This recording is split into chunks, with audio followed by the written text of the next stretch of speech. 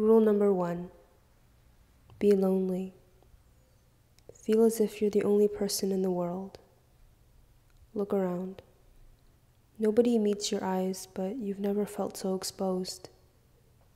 Look at the screen and see nobody looking back. It's like if I'm not wearing my heart on my sleeve, I ain't got one. Like if I'm not screaming in your face, I'm not saying anything at all. Like if I don't fit the mold, I have no shape. Like choosing between being targeted and being invisible. I'm not sure which is worse. It's like finding yourself in the spaces between things, between identity and politics, between labels and feelings that don't belong to words, between biting my tongue and losing my voice, between anger and confusion, between your assumption and my exhaustion, your misunderstanding and my pain, my desire to be seen and your turned cheek, between your ignorance and your bliss is my knowing and my struggle and me. Yet you don't see me. You never look between there. So when you talk about public perception, are you thinking about like the way you look at yourself versus the way other people perceive you, and you feel like there's a big gap? Oh yeah. When I was biking to the Safeway to pick something up, not Safeway, CVS, and then there's this kid who's like trying to get people to like buy stuff to like donate, and he was like, "Hey ma'am," and I was just like already like, you ignored it immediately. So it's like, it's just like he's just a kid. You can't be mad at him, but it's also like people do that all the time. Yeah. It kind of sucks. Kind of really drains on you too after a while. Here at home, since I told everybody, everyone's pretty chill, so I don't get that here. And that's why I don't go out. The end.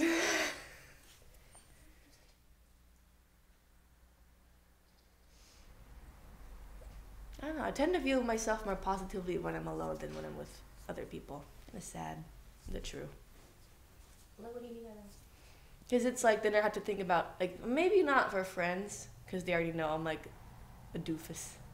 But for strangers, because then it's like, however I act, they're probably going to code me as female anyways, because of the boobs. Which is why I like to stay home, because then I can just be whoever I want.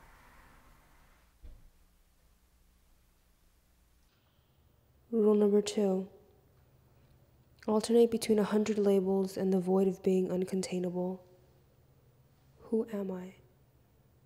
Go back to the beginning. Start over again. Oh. How do I see myself? Like, Facebook will ask, and you put like, hey, it's agender, right? You type it in. And it's, I guess that's how it is. But then I always thought it was like a lack of something. I didn't want to lack something. So it just identifies not applied. You just can't really put a name to it. I'm just me. Well, because I'm ace, I don't feel the romantic love or the sexual love. Hope I never feel the fire in my loins, because it sounds like it kind of hurts. That's just like more like an STD type. Oh, I learned about those. Yeah, you don't want that kind of burning. I see myself as a hot mess. I absolutely don't know what the fuck I'm doing. And I think I'm working towards being okay with that and like accepting the fact that I'll probably always be like that. And like avoiding comparing myself to other folks, like especially folks who are not black or queer or femme or bipolar. Like I find myself constantly comparing myself and like trying to figure out like why I can't get to where those people are, and it's just like. Rule number 3. Don't know what the hell you're doing. Be messy and emotional and tune your damn feelings. Do I want love or do I just want to be seen? Fuck it. What is love? Yeah. Baby, don't hurt me. Different choruses. Yeah, little things like, you know, your mom dropping by, like, hey, yeah, I got like your snack. Like, you know, I got the fountain from that place, and you're like, wow, it's like, thanks for this hunk of rice. It's great. Little things, that's love.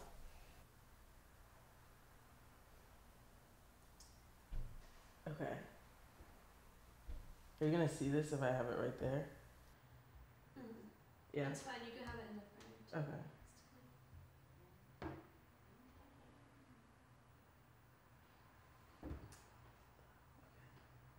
So the first thing I wrote was just like, for me, I think that love is about totality, and I feel like if you don't love X, Y, and Z for the totality of it all, you don't actually love it, because you're choosing parts that you're not comfortable with, or you don't necessarily think should be there, and you're ignoring those parts, and you're just focusing on the parts that you love.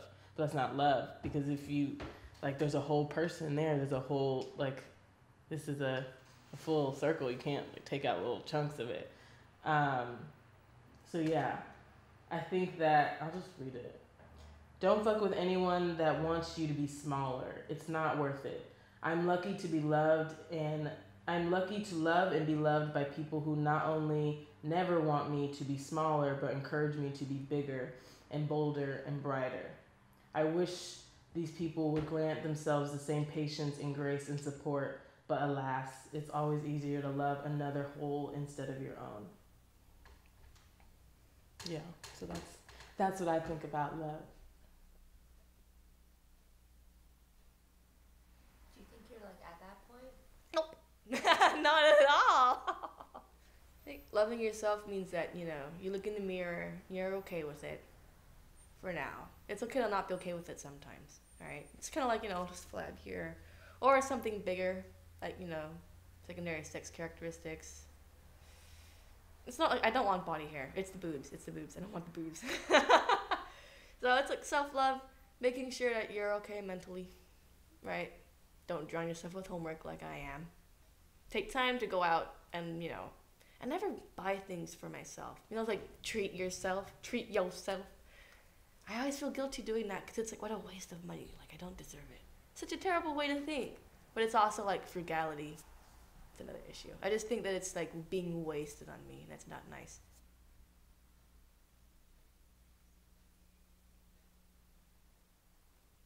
Rule number 4. The questions we ask ourselves.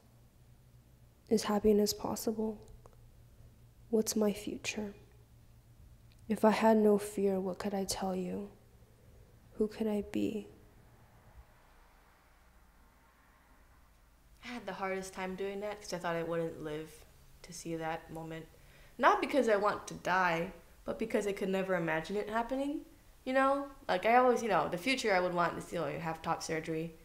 You know, look the way I want. Maybe I don't have to be like buff and swole, but you know, pass. I wanted to pass and live, you know, whatever I wanted to do career-wise and have no trouble. People won't misgender me.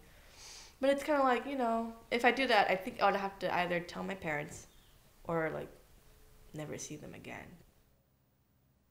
It's not okay that I'm not able to live my best life. Like, like, institutions and power dynamics exist in a way that, like, debilitate me. Like, I literally would wake up and I would feel, like sunken into my bed. Like, the weight of all of this oppression, like, was manifesting physically, and I was just like, this is so fucked up. Like, why do I have to have this? I didn't do nothing. I didn't ask for this. So yeah, now I'm just fucking mad.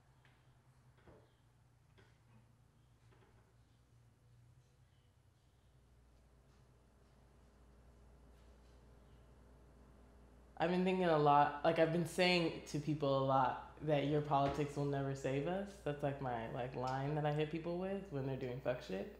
I've said that at least 3 times this week.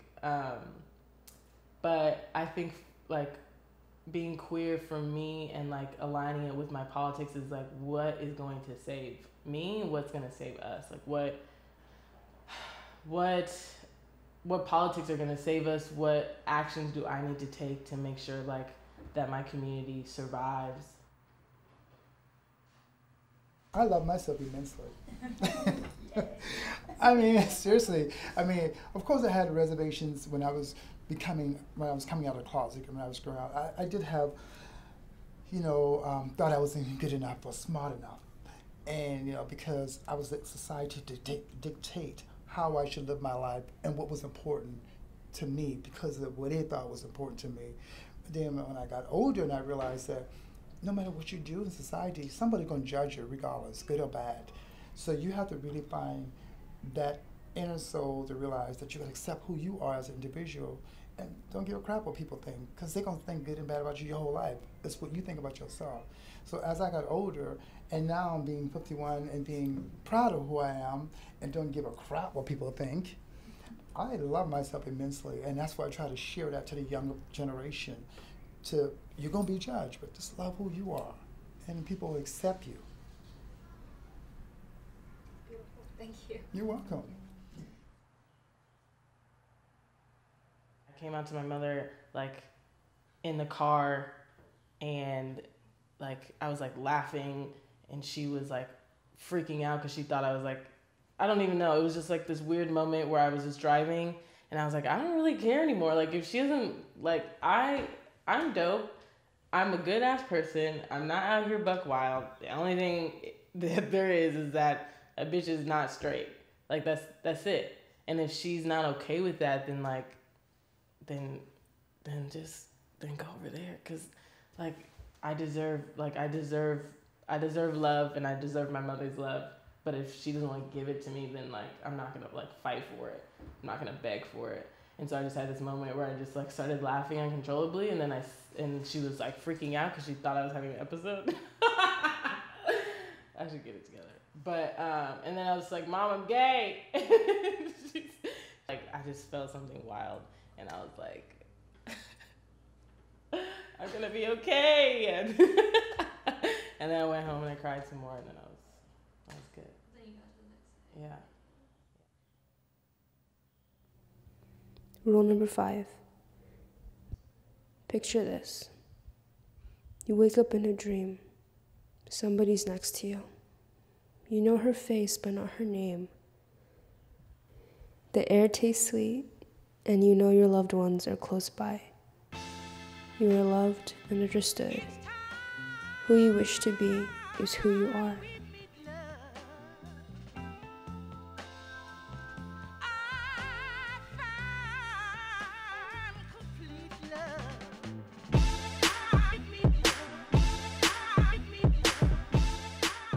Oh, you're asking me what is family? What a hard ass question.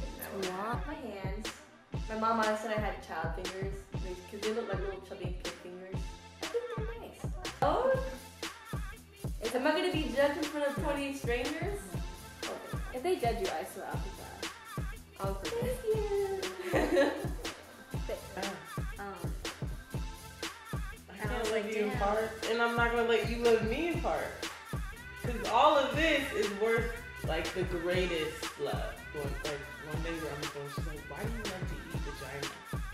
Out of nowhere. We weren't talking about it. We weren't talking about sex. We weren't talking about anything. And she just asked me like, why do you like to eat vagina? As if it had been keeping her up at night. I was like, I had to go